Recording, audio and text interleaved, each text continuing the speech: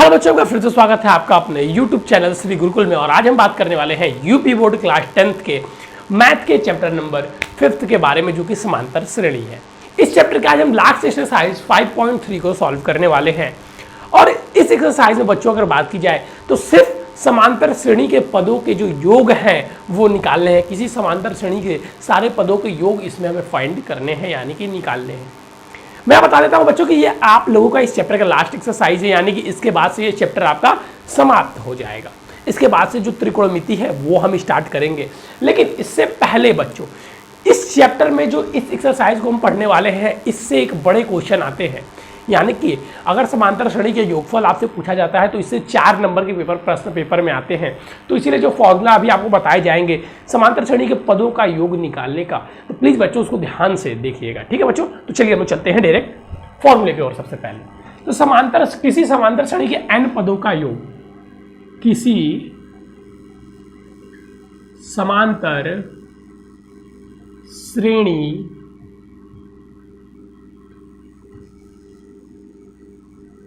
श्रेणी के n पदों का योग यहां पर निकाले बच्चों। किन पदों का योग?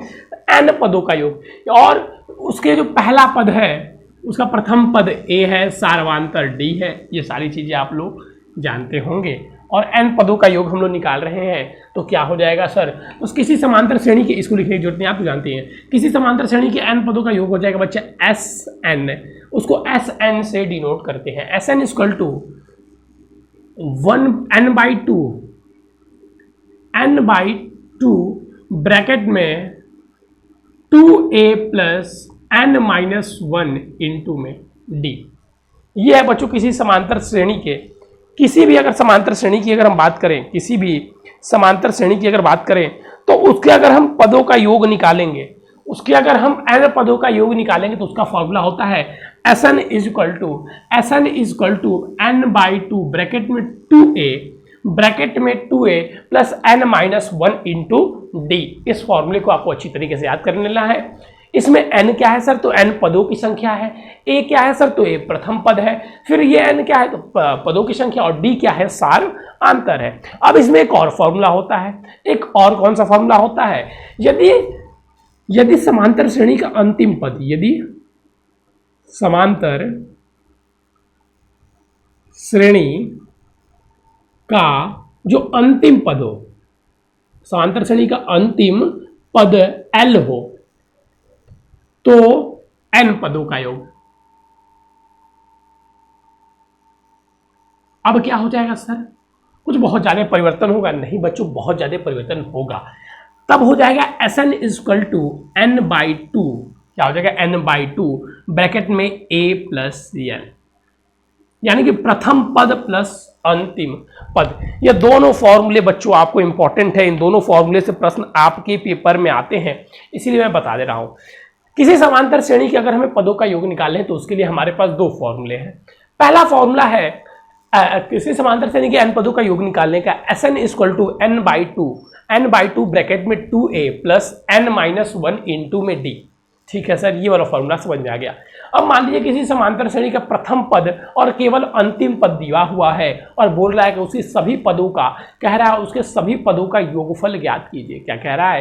किसी समांतर श्रेणी का प्रथम पद और अंतिम पद दिया हुआ है और कह रहा है कि उस समांतर श्रेणी के सभी पदों का योगफल ज्ञात कीजिए। तो उसका फॉर्मूला क्या होता है सर? तो उसका फॉर्मूला होता है Sn equal to n/2 bracket में a प्लस l, ब्रैकेट में a प्लस l। ठीक है सर, चीजें समझ में आ गई।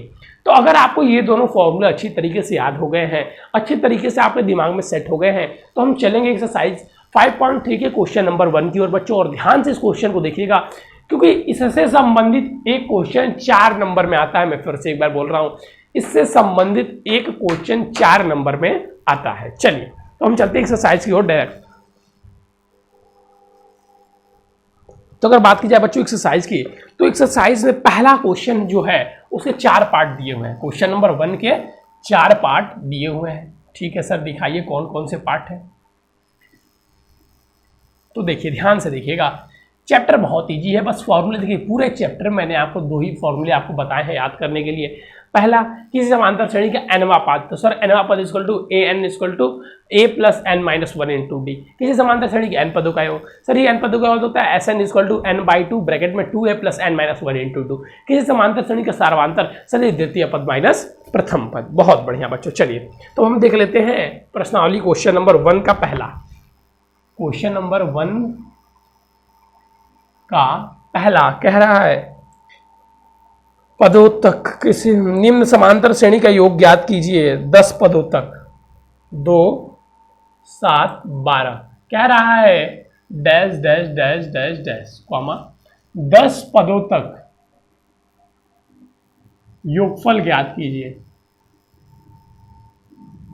योगफल मतलब योग ज्ञात कीजिए।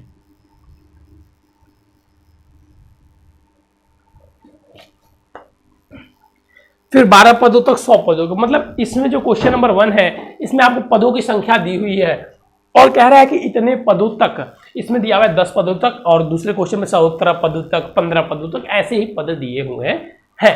तो हमें यहाँ पे इसको ज्ञात करना है 10 पदों तक इसका योगफल। तो इसके योगफल के लिए सर कौन सा फॉर्मूला हम लगा सकते हैं? तो सर हमारे पास फॉर्मूला Sn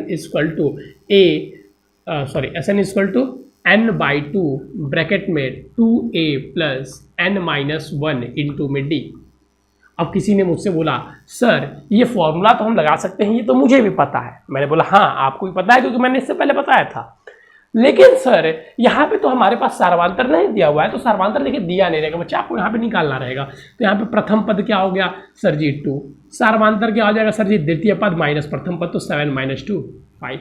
फिर अगर बात की जाए n की, तो n क्या हो जाएगा सर जी दिया हुआ है 10 पदों तक, यानी कि जो n का मान हो गया वो कितना हो गया 10 हो गया। अगर 16 पदों तक बोला रहता तो n का मान कितना हो जाता 16 हो जाता। 17 पदों तक बोला रहता तो n का मान कितना हो जाता सर जी 17 हो जाता। ठीक है बच्चा, बहुत बढ़िया। तब यहाँ से हमें बस निकालना है पदों का योगफल।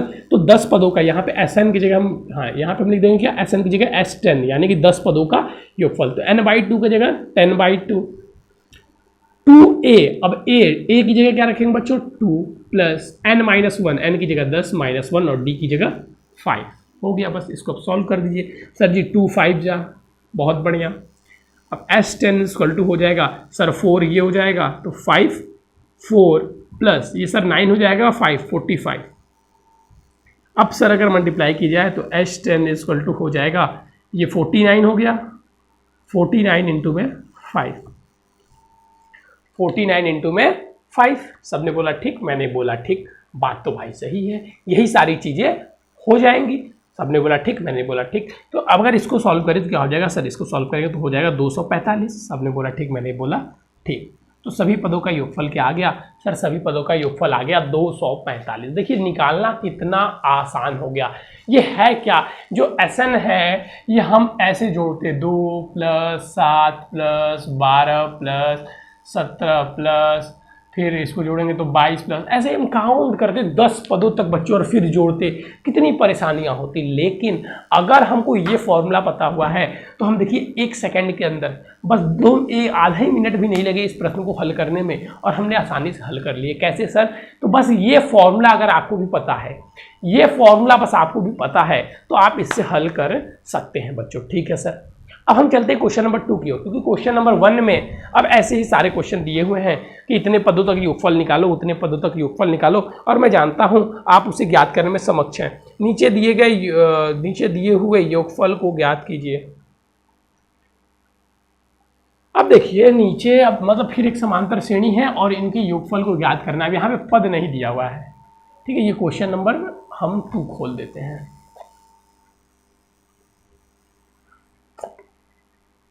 क्वेश्चन नंबर 2 में अब ये नहीं कह रहा है कि इतने पद तक ज्ञात करो, फलाना पद तक क्या करो, ढिमकाना पद तक ज्ञात करो। यहाँ पे बस कह रहा है क्वेश्चन नंबर 2 में कह रहा है बच्चों, जो दूसरा है कह रहा है 7 जो पद दिया हुआ है, फिर 10 1/2 कॉमा 14, सॉरी कॉमा नहीं लगा हुआ है, प्लस लगा हुआ है, plus 14 plus dash dash dash dash plus 84। कह रहा दिए हुए योगफल को ज्ञात कीजिए, कह रहा है इसको ज्ञात करिए, मतलब इनका योग आप ज्ञात कीजिए। हमने बोला अच्छा इसका योग ज्ञात करना है, अब यहाँ पर कुछ बच्चे क्या करेंगे, देखेंगे सर यहाँ पे अंतिम पद दिया हुआ है और यहाँ पे प्रथम पद दिया हुआ है, लेके सॉल्व कर देंगे और वो सही भी हो जाएगा। लेकिन बच्चों तरीका ये नहीं है। क्यों सर ये तरीका नहीं, क्यों नहीं? क्यों इस प्रश्न में आपको कहीं नहीं बोला है कि दिए गए समांतर श्रेणी का योगफल ज्ञात कीजिए। तो पहले हम चेक कर लेते हैं कि जो पहला पद है, दूसरा पद है, तीसरा पद है, ये समांतर श्रेणी में तो आते हैं कि नहीं आते हैं। अगर आते होंगे तो अच्छी बात है, और नहीं आते होंगे तो फिर तो हमें इनको कुछ और मेथड से सॉल्व करना होगा। जी सर बात तो सही है आपकी, लेकिन ये आते हैं, ये आ रहा है समांतर श्रेणी में, लेकिन आपको बोला नहीं तो हम एक बार क्या करेंगे, चेक कर लेंगे। तो ये क्या हो जाएगा सर 20 21, सर 7 और दूसरा हो गया 21/2, तीसरा है 14। कैसे चेक करने का तरीका सर जी, D1 अगर हम निकाल ले वो D2 के बराबर है, तो D1 क्या हो जाएगा सर 21/2 माइनस में 7, और D2 क्या हो जाएगा सर ये 14 माइनस में 21/2। अगर अब इसको सॉल्व किया जाए तो क्या हो जाएगा सर 21 माइनस में 14/2, तो यहाँ पे सर हो जाएगा 7/2। सही बोल रहा हूँ मैं, 7/2 हो जाएगा भाई। यहाँ पे तो 7 ही आएगा सर, 7/2 आ गया। अब अगर इसको जोड़ा जाए तो ये हो जाएगा सर 28, सच्चों को 28 हो गया सर जी, बिल्कुल 28 तो हो गया, माइनस 21/2। एक सेकेंड, थोड़ा सा लग रहा है लाइट प्रॉब्लम है, वेट कीजिएगा, एक सेकेंड वेट कीजिए, थोड़ी सी लाइट प्रॉब्लम हो गई है। ठीक है, तो चलिए बच्चों थोड़ी सी लाइट प्रॉब्लम आ गई थी, तो देखिए फिर हमने यहाँ पे क्या किया, 2 का एलसीएम लिया, तो ये हो गया 28, 21 माइनस 11/2। अब अगर हम इसको माइनस करते हैं तो आएगा 7/2। अब हमने देखा क्योंकि यहाँ पे D1 बराबर है D2 के, अतः ये क्या है सर, ये एक समांतर श्रेणी है। सिंपल सी बात है कि क्योंकि D1 बराबर है D2 के, इसका मतलब सर ये हुआ कि ये क्या है, ये एक समांतर श्रेणी है। सबने बोला ठीक, मैंने ये बोला ठीक, हाँ भाई ये तो एक समांतर श्रेणी है। और जब ये सर समांतर श्रेणी है तो हमने पढ़ा था समांतर श्रेणी के n पदों का योगफल जो होता है वो होता है सर जी n/2 ब्रैकेट में, n/2 ब्रैकेट में a प्लस l। जी सर होता तो है, लेकिन सर यहाँ पे हमें सार्वंतर पता है, लेकिन सर n की वैल्यू नहीं पता है। बात तो सही है, हमें तो n की वैल्यू नहीं पता है। तो मैंने बोलता है कि सर n की वैल्यू नहीं पता आपको, लेकिन आपको 84 की वैल्यू तो पता है। तो मान लीजिए जो 84 है वो nवां पद है। जी सर मान सकते हैं, बिल्कुल मान सकते हैं। तो क्या हो जाएगा a प्लस n-1 इंटू में d इक्वल टू में 84। अब वैल्यू रख दीजिए, a की वैल्यू क्या है सर, a की वैल्यू है 7, n की वैल्यू नहीं पता, d की वैल्यू सर 7/2 84। अब क्या कर सकते हैं, तो सर इसको एलसीएम लेके उधर भेज सकते हैं, तो भेज दीजिए। ये क्या हो जाएगा sir 14 plus 7n minus 7 equal to में 84 के उधर जाएगा, मल्टीप्लाई हो जाएगा, तो 8 और 16। अब देखिए 7 माइनस होगा तो 7 प्लस 7n इक्वल टू में 168। अब हम क्या करें, यहाँ 7 कॉमन ले लेते हैं, sir 1 plus n equal to में 1 इक्वल टू में 168। अब अगर इसको कट किया जाए तो 2 बार में 14 और 28, तो 4 बार में 28, तो सर हो जाएगा 1 प्लस n इक्वल टू 24। तो n इक्वल टू हो जाएगा सर 24 माइनस 1 इक्वल टू 23। यानी कि सर यहाँ पे n की जो वैल्यू है वो आ जाएगी 23। n की वैल्यू सर 23 आ जाएगी। सबने बोला ठीक, मैंने बोला ठीक भाई, n की वैल्यू 23 आ गई। अब जब आपको इस n की वैल्यू पता है तो क्या आप इस फॉर्मूले को एग्जिट कर सकते हैं? जी सर, अब ये फॉर्मूला को आसानी से लगा सकते हैं, तो बस लगा दीजिए। तो S23 इक्वल टू 23/2 ब्रैकेट में a की वैल्यू कितनी है 7 प्लस l की वैल्यू कितनी है सर 7 प्लस l की वैल्यू है 84। बस हो गया सॉल्यूशन खत्म। सर हो जाएगा S23 इक्वल टू में 23 इंटू में सर 91/2। अब इसको हम लोग सॉल्व करेंगे तो मल्टीप्लिकेशन कर दीजिए, जो आंसर आएगा वो आ जाएगा। सर आप नहीं करेंगे मल्टीप्लिकेशन, अब आप लोग हमसे मल्टीप्लाई भी करवाएंगे। चलिए भाई मल्टीप्लाई भी कर दिया जाए।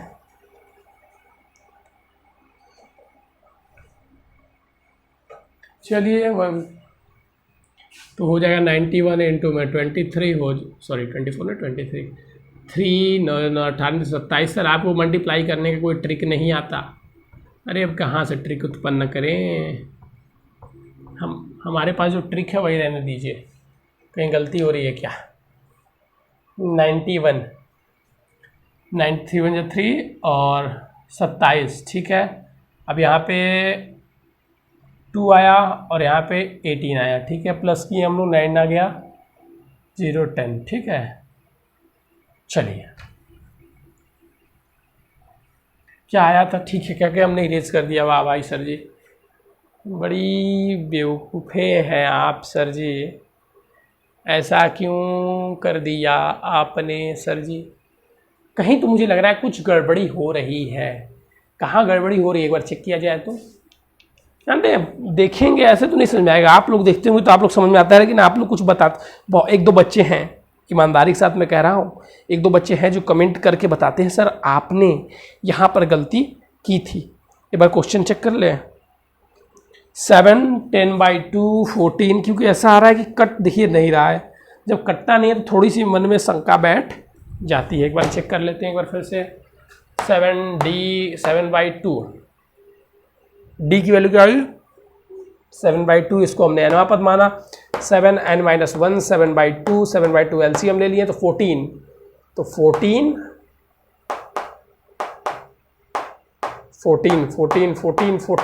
माइनस 7 7n, ठीक है। और इसका मल्टीप्लाई करेंगे तो सर जी 68, वो भी सही है। 7 1 कॉमन लिया हमने 2 टाइम्स में, फिर 28 4 टाइम्स में 24, n की वैल्यू आ जाएगी सर, ठीक है। कहीं कोई गलती नहीं हुई है। 23, अब यहाँ पर अगर सॉल्व किया तो 23 + 7 और + 84, हट जाता हूँ भाई, आप लोग ध्यान से देखिए। हाँ ठीक है, तब इसको मल्टीप्लाई कर दीजिए। कितना आया था मल्टीप्लाई करने पे हम लोग का, बताइए भाई। आप लोग तो देख रहे थे क्या मल्टीप्लाई? नहीं सर, अब फिर से करवाएंगे आप लोग मल्टीप्लाई। चलिए जल्दी से इसको मल्टीप्लाई किया जाए और नेक्स्ट एक्सरसाइज पे बढ़ा जाए, नहीं तो हम इसी को सॉल्व, सॉरी मतलब नेक्स्ट क्वेश्चन पे बढ़ा जाए।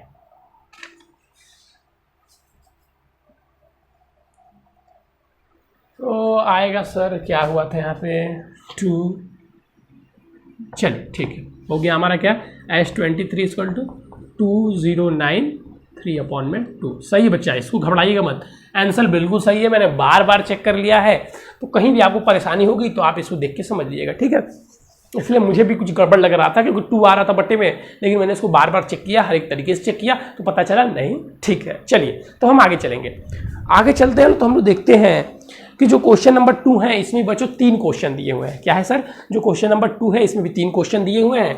क्वेश्चन नंबर तो हमने 1 कर दिया, अब जो इसके 2 पार्ट है वो आप करेंगे सेम टू सेम, ऐसे ही करना है। तो वैसे आप करेंगे बच्चों तो आपकी प्रैक्टिस हो जाएगी। देखिए मैं हर एक प्रकार के क्वेश्चन को बता देता हूँ, उसके बाद से आपका काम होता है कि आप उसको हल करें। जो बच्चे हल करते हैं उनको चीज़ें आ जाती हैं, और जो बच्चे हल नहीं करते हैं वो बाद में कहते हैं सर आप तो बोले थे हमारे पढ़ाने से इतना आएगा लेकिन आया नहीं। अब कुछ बच्चे ऐसे भी हैं जो एनसीईआरटी की बुक नहीं फॉलो करते। मैं बार बार चिल्ला के कहता हूँ कि एनसीईआरटी फॉलो करो, नहीं करते हैं, उसमें मैं कुछ नहीं कर सकता उनके लिए हेल्प, लेकिन उनकी अपनी मर्जी है, करें। अब आप क्या कर सकते हैं, हमारा काम है समझाना। मैं समझा सकता हूं उन्हें। अच्छा देखिए, अगर कॉमन सेंस वाली बात है, अगर मान लीजिए मैं किसी बुक का प्रमोशन करता कि ये बुक आप लोग फॉलो कीजिए, ठीक है, तो अगर आप उसको लेते तो मेरा फायदा भी रहता कि मान लीजिए अगर हम आपसे ये पब्लिकेशन की बुक कर रहे हैं, आप लीजिए, और उससे डीलर से हम बात किए हुए हैं और आप लोग खरीद रहे हैं तो उससे मुझे प्रॉफिट मिल रहा है। लेकिन जो एनसीईआरटी की बुक है, जो सरकारी बुक है, इससे मेरा क्या लेना देना है? मैं तो बस आप लोगों को इसलिए बताता हूँ ताकि आप लोग क्या कर सके, एक अच्छा नोट तैयार कर सकें। an = 50 दिया है तो n और sn ज्ञात कीजिए, तो n और sn ज्ञात कीजिए। देखिए बच्चों, अब यहाँ पर कुछ बच्चे कंफ्यूज जाते हैं, यहाँ पर कुछ बच्चे इस क्वेश्चन में कंफ्यूज जाते हैं। यहाँ पे देखिए प्रथम पद दिया हुआ है, सार्वांतर दिया हुआ है, nवां पद दिया हुआ है और sn दिया हुआ है। बच्चों क्या nवां पद ही अंतिम पद होता है? क्या जो nवां पद यानी कि जो n का मान आएगा वही तो अंतिम पद होगा? तो nवां पद के लिए हम अंतिम पद वाला ही फॉर्मूला लगा सकते हैं, इसलिए मैंने आपको यहाँ पर लिख के एकदम अच्छी तरीके से समझा दे रहा हूँ। चलिए तो इस टाइप के सर क्वेश्चन को कैसे करेंगे, तो पहले हम यहाँ पे n का मान ज्ञात करेंगे, जैसे कि हमने पिछले क्वेश्चन में किया था। सर जी दिया हुआ nवां पद = 50 = सर हो जाएगा a का मान, एक बार लिख दीजिए सर, फॉर्मूला भी अच्छा लगता है देखने में। an = a + n-1 इंटू में d, nवां पद का मान दिया हुआ है 50, a का मान दिया हुआ है 5, a का मान कितना दिया हुआ है 5 + n का मान सर हमें ज्ञात करना है, d का मान 3 दिया हुआ है। सर अगर आप इसको सॉल्व करते हैं तो ये इधर 5 आएगा तो हो जाएगा 45, और इक्वल टू में सर n-1 इंटू में 3। अब सर 3 से अगर आप इसको कट करते हैं तो ये सर जाएगा 15 टाइम्स में, तो sir ji n-1 equal to हो जाएगा 15, तो सर n इक्वल टू हो जाएगा 15 + 1 इक्वल टू में 16। ये डायरेक्ट हल करने का ऐसे तरीका है। आप ऐसे हल करके अपनी टाइमिंग को बचा सकते हैं। अब आप फिर ऐसे गुणा करें, फिर इसको जोड़ें, फिर इसको घटाएं, फिर कॉमन ले, फिर घटाएं, तो ये सबसे आसान तरीका होता है n का मान निकालने का तरीका। ठीक है सर, अब हम यहाँ से n का मान निकाल लिया। हमसे n का मान निकालने के लिए बोला है और Sn यानी कि n पदों का योग निकालने के लिए भी बोला है। तो जैसे हमने n का मान निकाला, हम Sn का मान निकाल लेते हैं। चलिए, तो Sn का मान कैसे निकालेंगे सर? Sn का मान निकालने के लिए हमें पता है फॉर्मूला n/2 ब्रैकेट में a + an, यानी कि nवां पद जो l होता था यहाँ पे an लिख सकते हैं हम लोग। तो ये क्या हो जाएगा सर? n/2 सर 16/2 ब्रैकेट में 5 + 50। अब सर इसको आप कट करेंगे तो सर 8 हो जाएगा। तो सर ये हो जाएगा आपका 8 × 55। अब यहाँ पे भी सर मल्टीप्लाई करिए तो 8 × 5 = 40, ये तो ईजी है, हो जाएगा। और फिर 8 × 5 = 40, 44।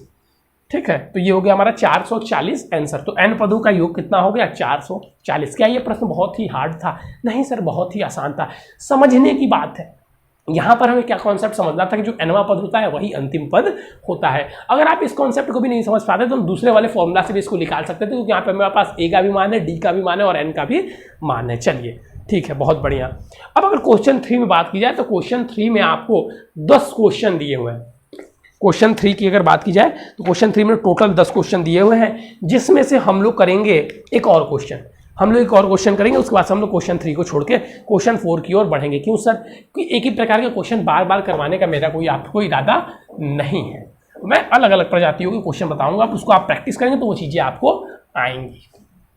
चलिए देखते हैं फिर एक क्वेश्चन। कह रहा है क्वेश्चन नंबर हम कर लेते हैं 8। क्वेश्चन नंबर 8 कर लीजिए। कह रहा है क्वेश्चन नंबर 8 में an = 4, d = 2 और Sn = -14। Sn = -14 दिया है, तो n और a का मान ज्ञात कीजिए।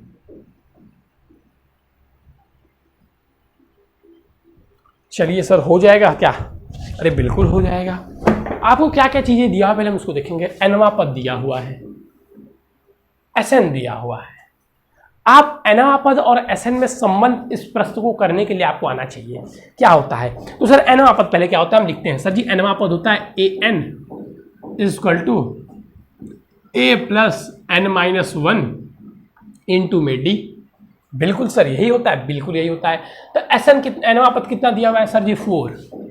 a की वैल्यू हमें नहीं पता, d की वैल्यू हमारे पास पता है 2 है, इंटू में 2। अब हम इसको सॉल्व कर लेते हैं तो हो जाएगा सर 4 = a + 2n - 2। अब -2 उधर जाएगा तो क्या हो जाएगा? +2 यानी कि 6। तो हो जाएगा a + 2n = में 6। ये हमारा समीकरण नंबर 1 हो गया। अब दूसरा क्वेश्चन हम लोग करते हैं। दूसरे समीकरण बनाने के लिए क्या करेंगे सर? अब दूसरा हमें क्या पता है कि Sn = होता है n/2 ब्रैकेट में a + an। जी सर ये होता है। तो Sn की वैल्यू कितनी दी हुई है सर? -14 = सर जी n/2 कितना दिया हुआ है? तो सर जी n/2, n का मान हमें नहीं पता, 2 लिख दीजिए। a का मान हमें नहीं पता, और सर जो an का मान है वो हमें पता है, वो है 4। मैंने बोला बहुत अच्छी बात है, कोई मान तो पता है। तो यहाँ से क्या हो जाएगा? -4 = हो जाएगा सर, इसका मल्टीप्लाई कर दीजिए n/2 का। तो सर na/2 प्लस, अब इसका करेंगे तो सर 2n। ये हमारे पास चीज़ें आ गई। अब मैं कहता हूँ 2 का एलसीएम ले लीजिए। सर पक्का ले लें जी? पक्का 2 का एलसीएम ले लीजिए। अब जैसे ही हम 2 का यहाँ पर एलसीएम ले लेते हैं, जैसे यहाँ पर हम 2 का एलसीएम ले लेंगे, ए के पदों में निकाल दे। दोनों तरीके से कर सकते हैं। देख लेता हूँ कौन सा ज़्यादा सूटेबल है। तो सूटेबल यही है कि यहाँ से हम एक पद का मान निकाल लें और उस पद को मान हम निकाल लेते हैं ए का मान, ए का मान n के रूप में। तो हो जाएगा -14। या आप यहीं से करिए ना सर, फालतू में क्यों मल्टीप्लाई कर रहे हैं? यहीं से देखिए हम निकाल लेते हैं। हम लोग क्या करते हैं कि यहीं से हम लोग लिख देते हैं क्या, कि जो ये 2 का इधर मल्टीप्लाई कर दीजिए। तो n = -28 अपॉन में a + 4। ये समीकरण 2। अब समीकरण 2 से समीकरण 1 में n का मान रख दीजिए। समीकरण 1 से समीकरण 2 में n का मान रख दीजिए। तो समीकरण 2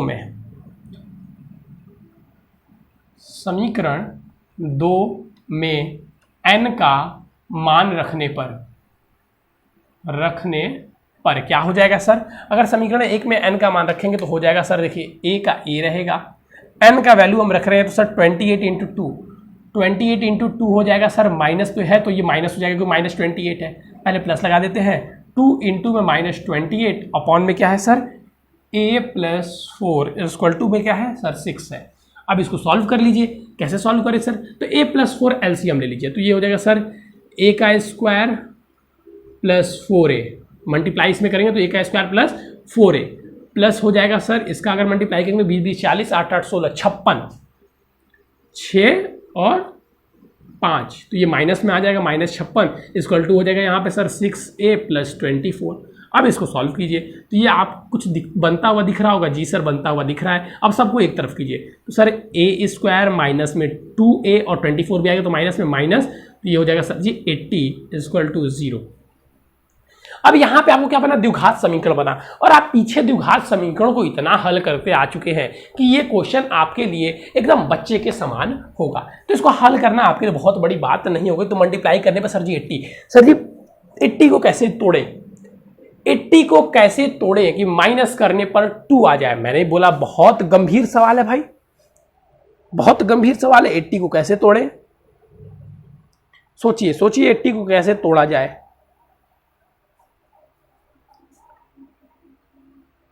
बुद्धि लगाइए, बुद्धि लगाइए। 80 को तोड़ना है, 2 लाना है माइनस करने पर। सर 16 5 80 नहीं काम कर रहा है सर, 8 10, यस हो गया। तो a स्क्वायर माइनस में 10 माइनस में 8 a माइनस में 80 इक्वल टू में 0।